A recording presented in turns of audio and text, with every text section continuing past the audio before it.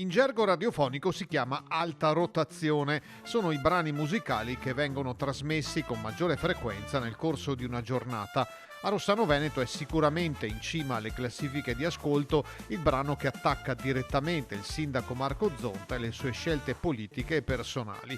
Il primo cittadino la prende, per cominciare, con ironia. Innanzitutto permettetemi, da musicista e amante della musica, una battuta. Nel momento in cui mi veniva dedicata una canzone speravo fosse una bella canzone.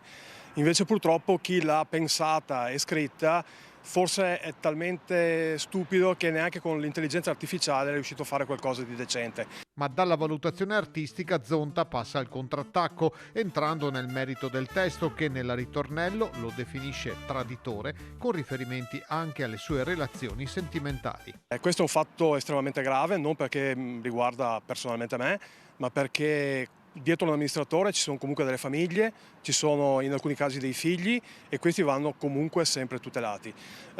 Io accetto il confronto su qualsiasi ambito politico-amministrativo.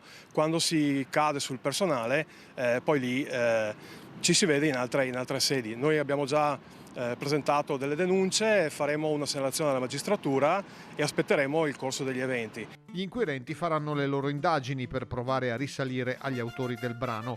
In paese chiacchiere e interpretazioni pare siano già ad uno stadio successivo. Rossano ha già capito chi sono i mandanti e su questo sta già esprimendo dei giudizi importanti.